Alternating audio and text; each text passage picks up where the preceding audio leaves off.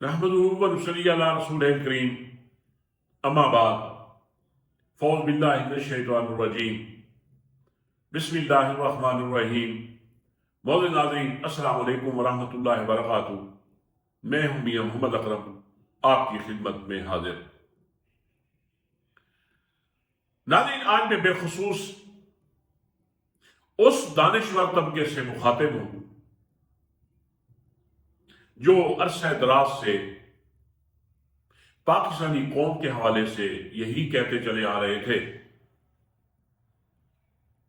کہ ان کو قوم کہنا بھی لفظ قوم کی توہین ہے، یہ ایک ہجوم ہے، اور ہجوم بھی ایسا جس کے اندر جیسے سانپ چھوڑ دیا گیا ہو، یعنی کہ ایک بھگدڑ سی مچی ہوئی ہے۔ ناظرین، یہ میرا بھی یقین ہے کہ ان لوگوں کے اندر قوم کے لیے ایک درد تھا، قوم کے لیے کڑھن تھی، ان کی جو تنقید تھی اس کے پیچھے ایک مثبت سوچ تھی۔ وہ کڑھتے تھے کہ کسی طرح ہماری یہ قوم بن جائے، یہ کھڑی ہو جائے، اپنے حقوق کو سمجھنے لگ جائے، بریانی اور ایک قیمے والے نان کے اوپر اپنے ضمیر کا سودا نہ کر دے۔ ہمیں ان لوگوں کے بارے میں الحمدللہ یہی گمان ہے، کوئی بدگمانی نہیں ہے، لیکن اللہ نے شاید ان لوگوں کی کڑھن کو سامنے رکھتے ہوئے اللہ تعالیٰ نے اپنی رحمت سے آج پاکستان کے لوگوں کو دنیا کی ایک منفرد قوم بنا دیا ہے۔ اس پہ ہم سب سے پہلے اللہ کا شکر ادا کرتے ہیں، اور ان دانشوروں کا بھی جنہوں نے عرصہ دراز سے ایک ان کی للکار چل رہی تھی، آواز اٹھ رہی تھی قوم کے لیے، اللہ ان کو بھی جزائے خیر دے۔ ان کی کڑھن، ان کی محنت، ان کی فکر شاید اللہ نے قبول کر لی، اور آج ہم بڑے فخر سے پوری دنیا میں کہہ سکتے ہیں کہ ہم پاکستانی قوم ہیں۔ ناظرین، اس وقت جو حالات چل رہے ہیں، کچھ لوگ یہ کہہ رہے ہیں کہ اس الیکشن پہ لگ بھگ 49 ارب روپے لگ گئے، لیکن الیکشن کیسا ہوا جس میں اتنا خرچہ کرنے کے باوجود، قوم کا اتنا روپیہ لگانے کے باوجود، یہ الیکشن بھی دھاندلی زدہ۔ لیکن میں اس سے اتفاق نہیں کرتا۔ یہ جو جتنے اخراجات ہو رہے ہیں، اس سے بند پھر بھی ہماری قوم رہی ہے، یہ قوم کی تیاری ہو رہی ہے اس ظالمانہ جو ایک نظام ہے اس کے خلاف۔ اب قوم اس کا حساب ذہن میں رکھے گی انشاءاللہ۔ ناظرین، یہ سب جو پاکستان کے حالات ہیں، شہر شہر میں پروٹیسٹ کیے جا رہے ہیں دھاندلی کے خلاف، اور ادھر پی ڈی ایم دوسرے مرحلے میں حکومت کی تشکیل کرنے جا رہی ہے۔ پہلا مرحلہ تھا 16 ماہ کا جو انہوں نے گزارا۔ میں یہ سمجھ رہا ہوں کہ وہ 16 ماہ، اس میں یہ پی ڈی ایم کی جماعتیں اپنی موت آپ مر گئی۔ جو بظاہر یہ لگ رہا تھا کہ یہ قوم کے ساتھ زیادتی ہو رہی ہے، لیکن حقیقی زیادتی تو ان کے ساتھ ہو رہی تھی، ان کے اپنے کرتوتوں کی وجہ سے۔ نشان عبرت تو یہ پی ڈی ایم بن رہی تھی، لیکن احساس نہیں ہو رہا تھا. لیکن کچھ لوگ اپنی قوت ایمانی کی آنکھ سے دیکھ رہے تھے کہ ان دونوں میں سے عوام ہو یا پی ڈی ایم، ان دونوں میں سے کون گھاٹے میں جا رہا ہے. اور اس کا پھر رزلٹ مل بھی گیا.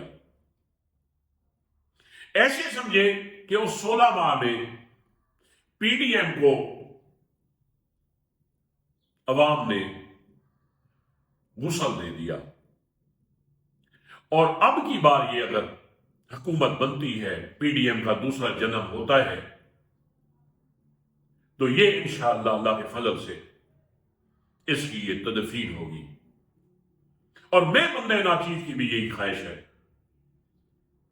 کہ ان کی تدفین ہو جانی چاہیے، کیونکہ اب بغیر یہ بار رہے جو ان کی لاشوں کا تعفن ہے، وہ پاکستان کے عوام کو اور پاکستان کو بہت زیادہ ناگواری کا احساس دلاتا رہے گا. ناظرین، یہ اللہ کی شان ہے کہ ہر بندے کا ایک اپنا انداز ہوتا ہے. اللہ کے نبی صلی اللہ علیہ وسلم کی کچھ دعاؤں کی طرف اگر غور کیا جائے تو یقین جانیے احساس ہوتا ہے کہ اگر انہی پہ ہم غور بھی کرتے رہے تو اللہ تعالیٰ انشاءاللہ ہمیں ہمارے لیے فہم و فراست کے دروازے کھول دے گا. اللہ کے نبی صلی اللہ علیہ وسلم کی ایک حدیث، آپ صلی اللہ علیہ وسلم نے دعا فرمائی، اللہم نبینی بحقیقت الاشیاء، کہ اے میرے اللہ مجھے باخبر کر دے، مجھے خبر دے دے اشیاء کی حقیقت کے حوالے سے. جو ظاہری طور پہ ہمیں دکھ رہا ہوتا ہے تو اس کا مطلب یہ ہے کہ وہ حقیقت نہیں ہوتی جو اس کے پیچھے یا اس کے اندر پنہا ہوتی ہے. میں بندہ ناچیز تو ہمیشہ یہی کہتا تھا نا کہ انشاءاللہ اس ملک نے بھی اٹھنا ہے، اس قوم نے بھی اٹھنا ہے. بڑے بڑے اللہ والوں نے اپنی فہم و فراست کی نظر سے یہ دیکھ لیا تھا کہ یہ ملک اٹھے گا، یہ قوم اٹھے گی.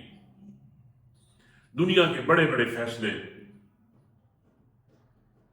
اس پاکستان میں کر رہے ہیں، اور الحمدللہ ہم انشاءاللہ اس ٹریک پہ اب چل نکلے ہیں. اور ایک گزارش میں یہ بھی کرتا تھا کہ تبدیلی یاد رکھے اوپر سے آتی ہے. یہ ایک یونیورسل ٹروتھ ہے. ہمیں ان باتوں میں الجھایا گیا کہ دیکھیں جی جیسے عوام ہوں گے ویسے حکمران ہوگا. میں اس سے 100% اتفاق شروع سے نہیں کرتا تھا، کیونکہ یہ ایک یونیورسل ٹروتھ ہے، تاریخ گواہ ہے کہ تبدیلی ہمیشہ اوپر سے آئی ہے. یہ حقیقت ہے. اور وہ پھر تبدیلی جو اوپر سے آتی ہے آخر تک چلی جاتی ہے. اور اللہ نے جو ملک و قوم کی تبدیلی کی جو بنیاد بنا وہ مرد مجاہد عمران خان بنا. اس کی ولولہ انگیز قیادت میں قوم نے اس پہ بھروسہ کیا، اور آج قوم کے اندر بھی ایک احساس پیدا ہو گیا ہے کہ ہم الحمدللہ آزادی کی سرحد عبور کر چکے ہیں. اب ہمیں آزاد ہیں. آزادی یہ الیکشن ایسے سمجھے کہ ایک آزادی کی تازہ ہوا کا جھونکا ہے. ناظرین، دعا یہی ہے کہ اللہ تعالیٰ ہمارے ملک کو دن دگنی رات چگنی ترقی دے، اور ہر قسم کے